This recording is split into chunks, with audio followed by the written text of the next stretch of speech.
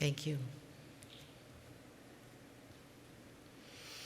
Well, this weekend and tomorrow, across the United States, people of many races and classes and colors are individually and collectively focusing thoughts and actions on issues around civil rights and justice. I am confident that the numbers in this equation include many people who are in this room.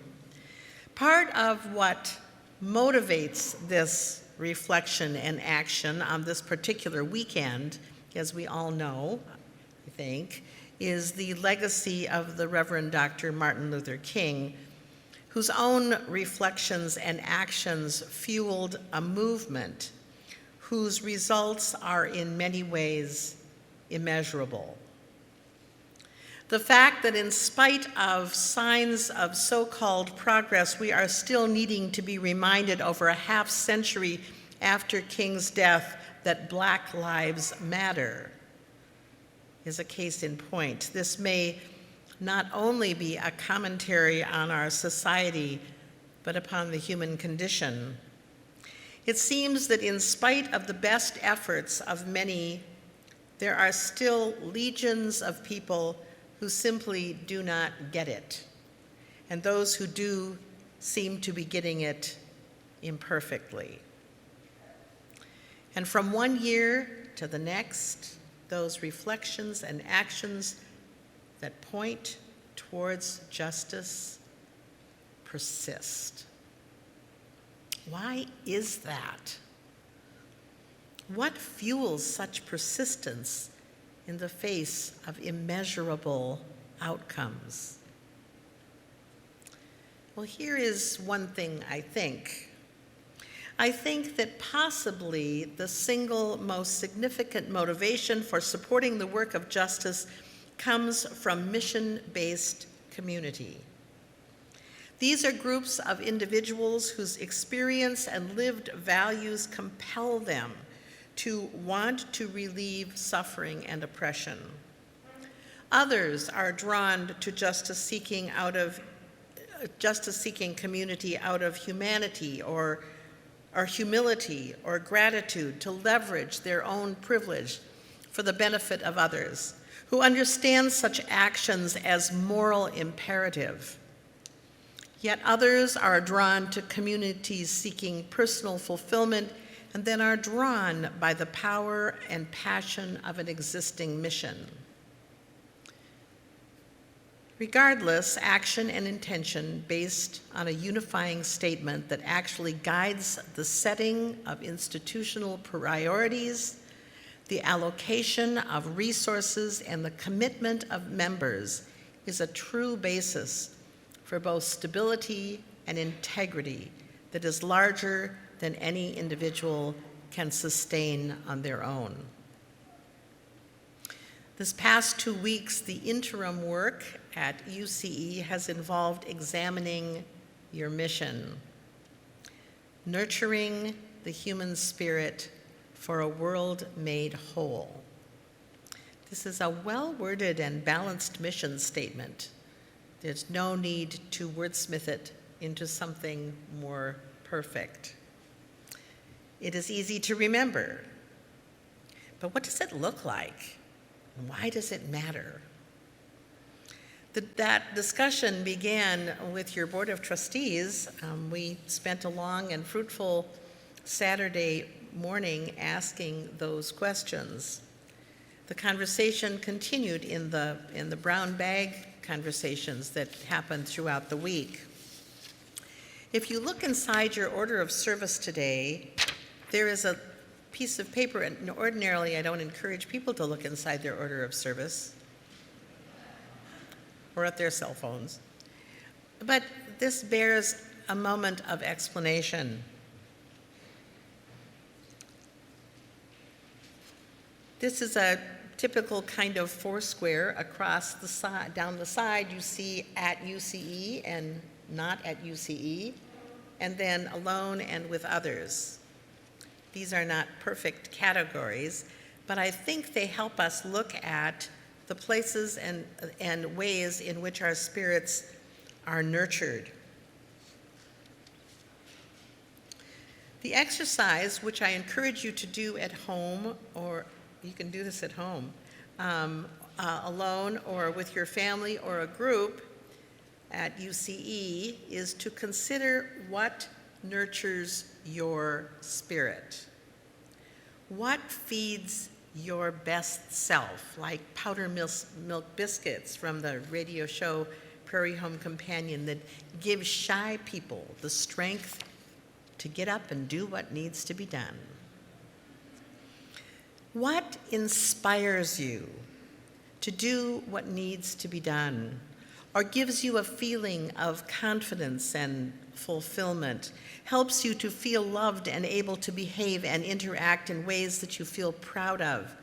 What is the in-breath that fuels the out-breath, that grounds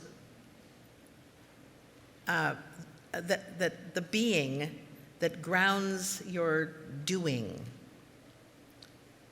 And where else does that happen for you? In connection with UCE or somewhere else? Alone, by yourself, in quiet meditation or rest or reading or listening to music or solitary walks in nature? Alone in the company of others during worship, at a lecture, in yoga or meditation class, or at a recital or a concert? And where and how is your spirit nurtured by interactions with others, in conversation and mutual interactions about meaning and value, in the sharing of laughter and play, in expressions of caring and support, in joint acts of service, in the experience of other kinds of art? To what degree do you associate your spiritual nurture with UCE and rely upon what happens here as a source of that nurture? On the other side of the page is the second part of the UCE mission, for a world made whole. Where do you see that in your own life? At work as a volunteer, or at work in your job? Does your relationship with UCE fuel your contribution to a world made whole? Are you engaged in social justice activity with others at UCE? My first visit to UCE was in April of 2019. I was invited here by way of the Mid-America Regional Congregational Consulting Group to meet with a group of elected and lay leaders here. I invited the 30 or so participants to engage in a ritual that was meant to illustrate an important dynamic in the life of this congregation. Each person was given a candle in a candle holder and asked to light it with a lighter. This, I explained, was symbolic of the light that each person in the congregation brings with you when you come here for the first time and even other times. Then I invited everyone to come forward and light the chalice together and place their candle on the table around the chalice. After everyone returned to their seats, I asked that everyone close their eyes, and then, unseen, I blew out all but 5 of the candles and left also the light in the chalice burning.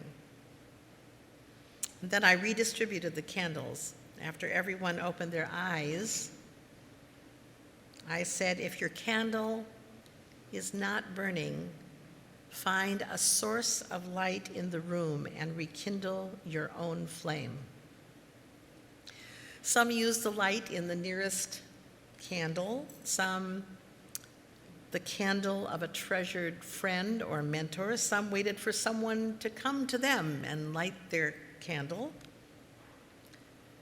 but not one single person saw the chalice as a source to rekindle their flame. What struck me in that moment was a missing piece, the understanding of the value of the whole that is greater than the sum of the parts. What is sometimes referred to as the third thing, the symbol of those joined parts that both feed and are fed by your individual flames or the life energy that you bring. It is a symbol in the marriage that is symbolized by the unity candle in a wedding, lit by the bride and groom, a candle that remains burning, in which all three candles remain burning. The third candle, a source of energy and nourishment, created by mutual covenant. What I know is that the flame representing the third thing is all too often forgotten, not only in marriage, but in relationships of all kinds.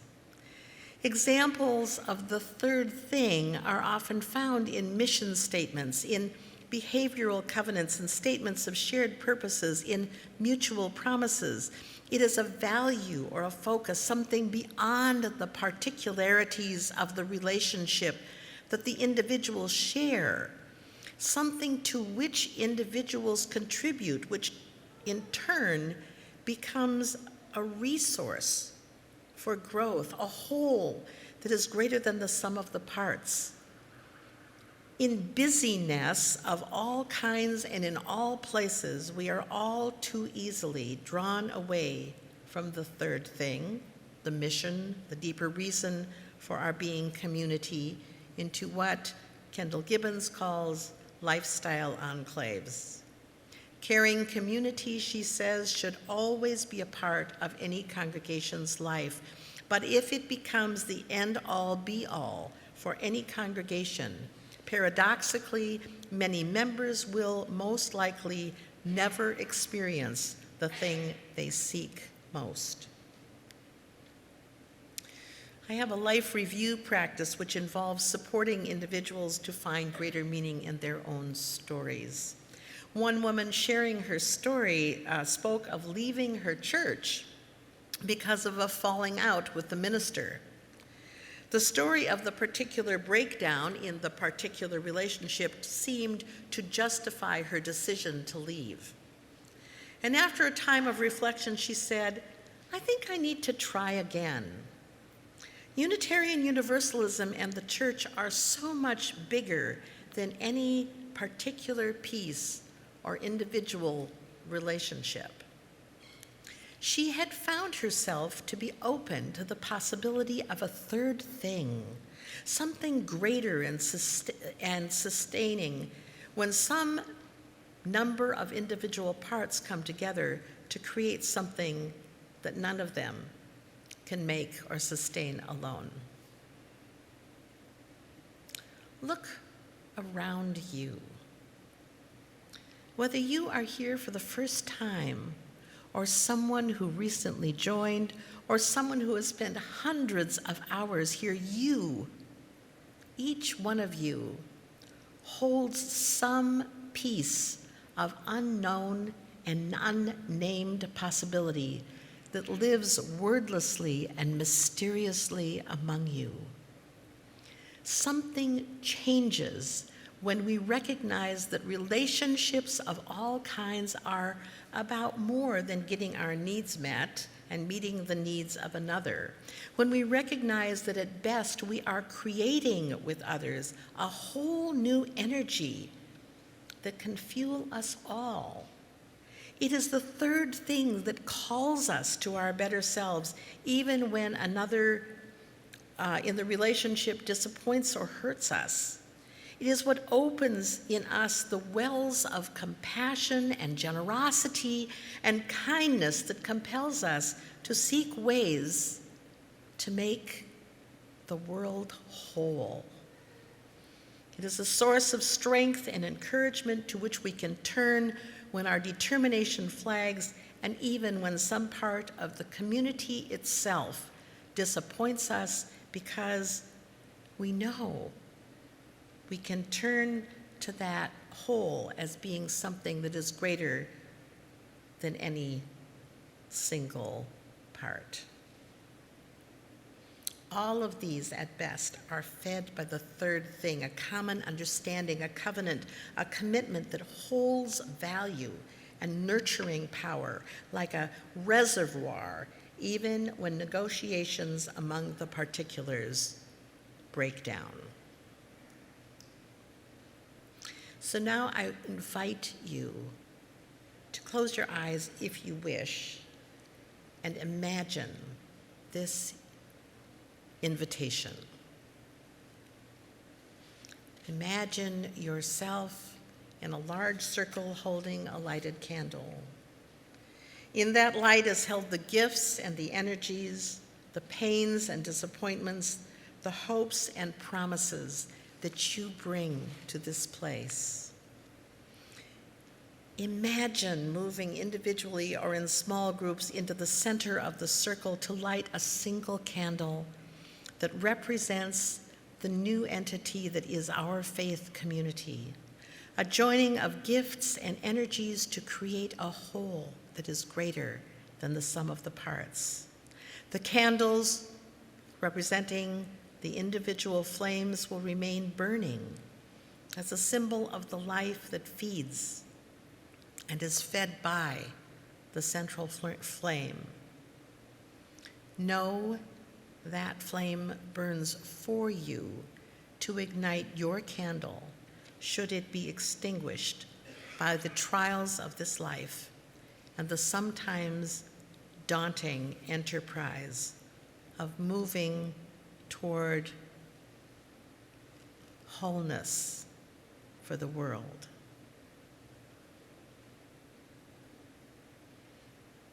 Return now to this time and place. Open your eyes and know the mysterious power of being part of a community with a sustaining mission.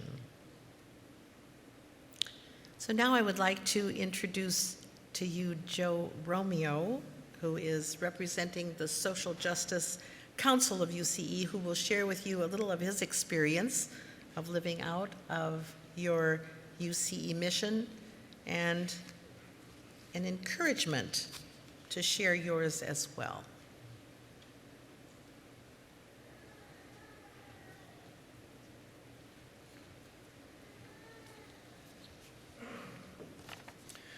One thing which I find nurtures my spirit is remembering things of which I have been a part, which have made the world a little more whole. I like to remember the pride in the smile of Nuru, my granddaughter's first grade classmate, when she read to me a sentence last week which she wrote herself in English. I like to listen to when a friend tells about techniques she has learned for helping people who have suffered trauma, or another talks about issues related to running a composting business, or when I see them smile with pride at their description of the antics of their adopted granddaughter whose parents were born far away. Some worlds are made more whole and mine becomes more peaceful. Are you a teacher, social worker, therapist, counselor? Do you help a neighbor who is unable to shovel his driveway or go to the grocery store? Do you encourage people to exercise their right to vote? UCE members do a lot of things which are not a part of congregational efforts. Here are some ways people have chosen to help. Are you providing a necessary service for someone or a group? Are you helping to educate people? Are you advocating for people or helping them advocate for themselves? Are you acting as a witness? Are you helping communities organize themselves? Finally, before you begin this little exercise, keep in mind that some activities might fit into more than one category. For example, I go to a public school and help teach immigrant children math and reading. So I will put that on a peach color sticky and a yellow color sticky. Right at the end of the service today, please take a moment to write down your activities. Please write your name at the top of an appropriately colored sticky. Green stickies are for environmental issues. Blue are for anti-oppression, LGBTQ, racism, gender equity. Yellow for economic justice, healthcare, voting rights. Yellow also, ran out of colors, are for immigration. Peach for education. Magenta for prison industrial complex. You'll find 2 tables there. Please, at the end of service, come up and write your name at the top of 1, 2, 3, and then place them on what hopefully will be a very good picture of who we are before we get here and after we leave.